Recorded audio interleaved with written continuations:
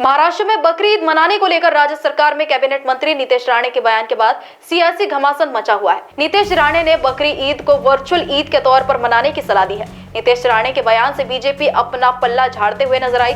नागपुर में मीडिया से बात करते हुए महाराष्ट्र बीजेपी कार्यकारी अध्यक्ष रविंद्र चौहान ने कहा है कि नीतीश राणे ने क्या कहा मुझे मालूम नहीं है, लेकिन बीजेपी और हम सब हर त्योहार उस धर्म के रीति रिवाज से मनाने के लिए आग्रही है। आज पूर्व आणि पश्चिम विदर्भ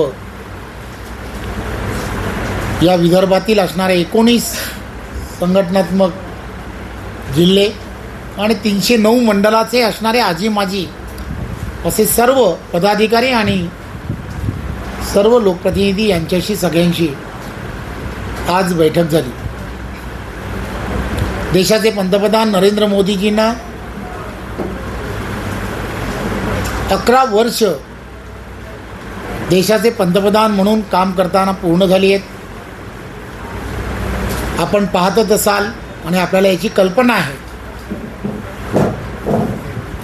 देशाची अर्थव्यवस्था ही त्यावेळच्या काळामध्ये 2014ला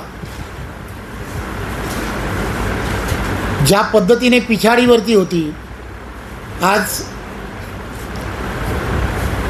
ती 4थ्या स्थानावरती पोहोचली आणि लवकरच ती 3ऱ्या स्थानावरती सुद्धा पोहोचणार आहे। वसुदैव कुटुंबम या पद्धतीने पूर्ण जगामध्ये देशाचे पंतप्रधान नरेंद्र मोदीजी त्यांच्या नेतृत्वामध्ये सर्व जगामध्ये भारताची भूमिका, आपली भूमिका हे मांडण्याचा प्रयत्न करतायत।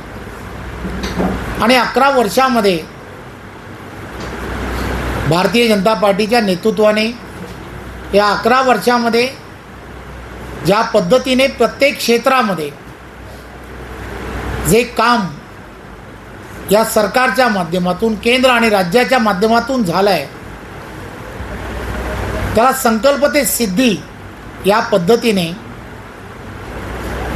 प्रत्येक गावामध्ये, प्रत्येक शहरामध्ये त्या चौपालापर्यंत पोचवावं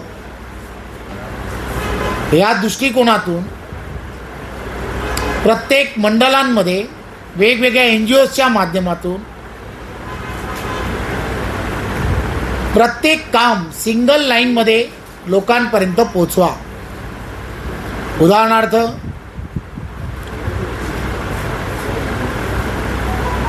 आर्थिकदृष्ट्या देश कसा सक्षम झाला आहे, 4थ्या स्थानावरती पोहोचला आहे, लवकरच तो 3ऱ्या स्थानावरती पोहोचणार आहे। इन्फ्रास्ट्रक्चरमध्ये आदरणीय गडकरी साहेबांच्या नेतृत्वामध्ये रस्त्यांचं जाळं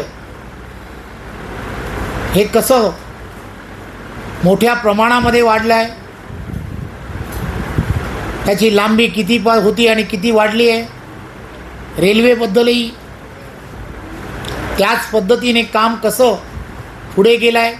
शहरांमध्ये सार्वजनिक वाहतुकीच्या व्यवस्था उभ्या राहिल्या पाहिजेत, वाहतुकीची कोंडी संपली पाहिजे, यासाठी रिंग रोड्स असतील किंवा मेट्रोचं जाळं कसं पसरलं आहे, किती पसरलं आहे, अशा किंवा कृषी क्षेत्रामध्ये केली गेलेली कामगिरी असेल। महाराष्ट्र टीवी 24 के लिए कैमरामैन राजेश जंगीटवार के साथ पारस बैसवारे की रिपोर्ट।